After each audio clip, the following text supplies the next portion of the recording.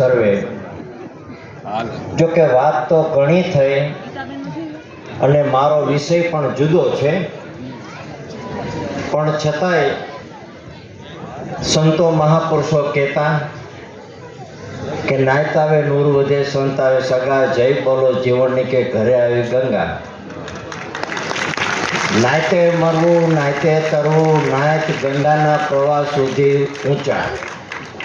કદાચ નોકરી કરતા ગમે એવી ડિગ્રી મળી હોય તો એ નાથથીને કોઈ બહુ મોટી ડિગ્રી નથી, પણ સમાજના કામમાં, નાતના કામમાં, દરેકમાં આપણે તન મન ધનથી ભોગ આપવો. પછી જે કાર્ય કરે એની ભૂલ પણ આવે, અને જે કાર્ય કરે એ મફતમાં થતું નથી. ખબર છે? ફિલ્મ જોવા અહીંયા તો તમારે 5 રૂપિયા અત્યારે કેટલું શું લેતો ખબર નથી ભાઈ. બસ ટિકિટ ખ્યાલ પિક્ચર મફત જોવાતું નથી, બધાને ખ્યાલ છે ને, એટલે ખર્ચ પણ થાય અને ખર્ચ પણ આપણે સાથ સહકાર બધાને આપવો પડે. અત્યારે તો ખાલી એક વિદ્યાર્થીનો કાર્યક્રમ છે.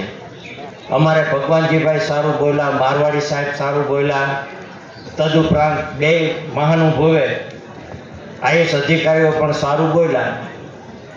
ધંધાનો પણ વિષય જુદો.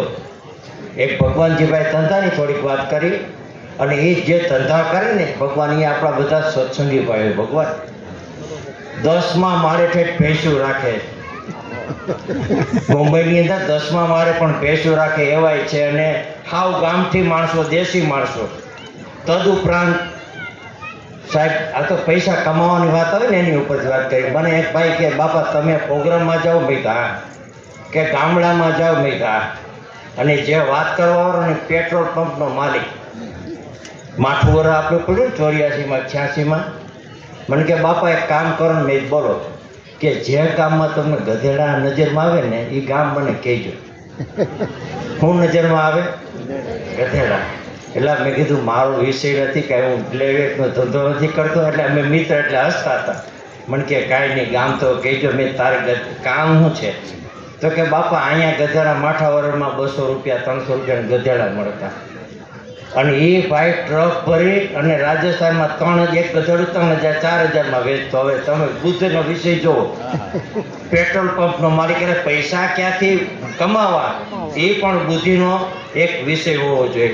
ત્યાર પછી મારવાડી શેઠે જૂની વાતો બહુ સારી કરી, બાબા સાહેબની, આપણે ભીમ સાહેબની કરીએ, જીવન સાહેબની કરીએ. હવે એ તો એનું કામ કરીને વૈયા ગયા, બરોબર. પછી હવે કેનું કામ બાકી રહ્યું? બરોબર. તો આપણે શું કરવું? કાંઈક આપણો ધ્યેય તો હોવો જોઈએ કે નહીં? મા બાપને પણ શું કરવું? વિદ્યાર્થીઓને, બાળકોને કાંઈક શિખામણ, સારું જ્ઞાન, કાંઈક કોઈ ભણતરનું, કોઈ ધંધાનું, કોઈ નોલેજ, કે ખાલી વ્યસનીથી મુક્ત થવાનું કાંઈ માટે કાંઈક તો કરવું કે નહીં? એટલે બને ત્યાં સુધી ઉગારામ દાદા કહેતા, પહેલાં ઘર સિદ્ધ, પછી વ્યવહાર સિદ્ધ, પછી જ્ઞાન સિદ્ધ, પછી આત્મસિદ્ધ, અને પછી જે તમે કરો ને એ તમે આત્મસિદ્ધિ પદ પછી પામો. તમે બોલો એ પડે, પણ ત્યારે આ બધા એક સ્ટેપ આપણે આગળ વધવા પડે. એમ ભણતરમાં જો બાળકોને ભણાવવું હોય તો પહેલાં તો મા બાપને કાળજી રાખવી કે આપણે બીડી પીતા હોય તો બાળકો પીવાના. બને ત્યાં સુધી નિર્વ્યસની રહ્યો, બાળકોને સારું શિખામણ આપો, જ્ઞાન આપો. તદુપરાંત હું એક દુઃખ ન લગાડતા, જેટલા છાત્રાલયવાળા અહીંયા હોય એને પણ કાળજી રાખવી. છાત્રાલયો ખાલી કમાણી માટે, કમાવા માટે, પેટ ભરવા માટે નથી. મારો ધંધો, મારો વિષય, બરોબર. અત્યારે હું એમ કહું છું કે હું કોઈ પણ સમાજના, જો કે દુઃખ લાગશે અત્યારે કહું તો જરાક ઓલું થાય કે બાપા આ છોકરા બોલે છે, આવું વિદ્યાર્થીનો કાર્યક્રમ છે. પણ હું કદાચ બીડી પીતો, હું જ્ઞાન કથું કે ભાઈ આપણા દરેક ભાઈઓને બીડી પીવાની નહીં, અને હું પાછો બીડી પીતો ગાય, અને હું પાછો જ્ઞાન કરતો તો હાલે નહીં. એટલે પહેલાં મા બાપને, પછી છાત્રાલયના જેટલા છાત્રાલય છે, જે ભણાવતા હોય, જે કરતા હોય, એને પણ વિદ્યાર્થીને સારું માર્ગદર્શન, જ્ઞાન, કે કઈ ચોપડીમાં જવું, 10મામાં શું કરવું, એ પણ એમને પણ કાળજી રાખવાની. મને તો ઘણી વખત થાય હજી આઈએસઆઈ અધિકારીની વાતો કરે છે. હું તો ક્યારેક છાત્રાલયમાં જાઉં તો મને એવો વિચાર થાય કે આમાંથી પટાવાળા થાય તો સારું એમ ભગવાન. એવી સ્થિતિ છે ભગવાન. અને ગામડામાં તમે જાઓ અત્યારે વિદ્યાર્થીઓને ભાઈ મા બાપ અત્યારે એટલા બધા ઓરું કરે તો આપણને એમ થાય કે આપણા બાળકો આપણા સમાજ ક્યારે આગળ આવશે, આપણને દુઃખ થાય ભગવાન. એટલે વિદ્યાર્થીઓ મેં વાત કરી તો બાબા સાહેબની વાતે સત્ય છે, બૌદ્ધની વાતે સત્ય છે, ઉગારામ દાદા જીવણ બાપા સંતો થઈ ગયા એની વાતે સત્ય છે, પણ એ રસ્તે તમારે હાલવું છે ને એ એનું કામ કરીને ગયા. પણ હવે તમારો વિચાર કરવાનો છે. અપો દીપો ભવ સૂત્ર છે ને, આપણે કહીએ બૌદ્ધનું વાત કરીએ, બાબા સાહેબની વાત કરીએ, પણ એ રસ્તે ન હાલીએ તો. એટલે આપણે આપણો દીવો કાયમિકના માટે કેમ આગળ વધે, કેમ શિક્ષણમાં આપણે આગળ વધીએ, કેમ વિદ્યાર્થી જીવન આપણે ગાળવું. સાહેબે પણ જે માર્ગદર્શન આપ્યું મને એ પણ ગમ્યું ખૂબ. કારણ કે અમુકને 10 ને 12 ને ડૉક્ટર થવાનું બહુ થાય તો એન્જિનિયર, પણ આપણી માટે એની માટે પણ આગળ તો છે જ ને. ઘણા વિષયો ઘણા માટે જવા માર્ગે છે અને ઘણી જગ્યાએ. અને સાહેબ હું તમને એમ કહું, હું મારા વખાણ નથી કરતો, પણ આજે હમણાં 4 વિદ્યાર્થીઓ CA થયા, 2 MBBSમાં દાખલ થયા. એનું કારણ કહું, એ જે હું તમને વાત કરું ને એ 10મા પછી 12મા પછી હાવ ઉઠી જવાના હતા કે અમારા છોકરા હાવ નબળા છે ને ભણતા નથી ને ઉઠાડે નહીં. માર્ગદર્શન આપીને મેં પરાણે પડ્યા. હજી કાલની તારીખે ભાવનગરમાંથી 2 દીકરીઓ CA થઈને આવ્યું, અમદાવાદથી 2 MBBSમાં દાખલ થયા અને હાવ 0 પોઈન્ટ.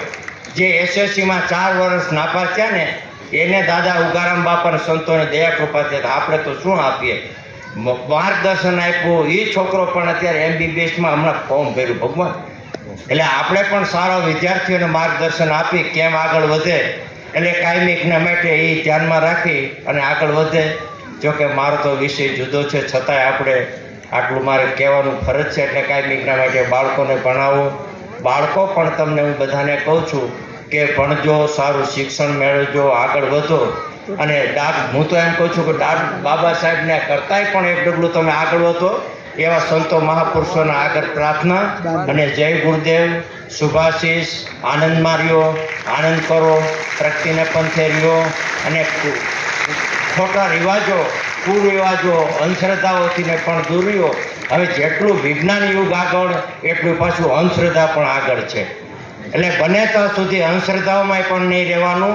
સત વિચારો બાબા સાહેબના, બૌદ્ધ ધર્મના કે સંતો મહાપુરુષોના એ પણ કાયમિકના માટે અમારા ઉગારામ દાદા થઈ ગયા ને એ પણ કે ભણવા માટેનું જ્ઞાન પણ આપતા. અને એની દયા કૃપાથી અમે પણ સુખી છીએ, અમારું બાંદ્રા ગામે સુખી છે, જે દાદાના અનુયાયીઓ છે એ પણ સુખી છે. તમને બધાને ખ્યાલ છે ને. એટલે કાયમિકના માટે આનંદમાં રહેવું. આનંદ કરજો. સદગુરુદેવની જય. ભાઈ કાંઈ બોલાવાનું હોય તો માફ કરજો. મારે એક સગાઈમાં જવાનું છે ભાઈ, એક સગાઈમાં જવાનું છે ને અંદર છે ને ઘરનું છે, એટલે હું રજા લઈ જાઉં છું ને મેઘજીભાઈ બોલ્યો હાલો હું બેઠો છું. બસ હવે મેઘજીભાઈ થોડીક વાર અનુકૂળતા આવે એ પ્રશ્ન. વંદન પૂજ્ય ગોરધન બાપાને ખૂબ ખૂબ આભાર બાપા. આપના દ્વારા સંત ઉગારામ દાદાના સૌને આશીર્વચન ફળે. આપનો ખૂબ જ કિંમતી સમય લીધો છે. વંદન થોડી વખત. હવે આપણે કોલેજ કક્ષાના વિદ્યાર્થીનો સન્માનનો દોર થોડોક લઈ લઈએ. હા BA ના વિદ્યાર્થીને આપણે સન્માન કરીએ. બેચલર ઓફ આર્ટ્સ સૌંદર્ય અમૃત કુમાર ભીખાભાઈ.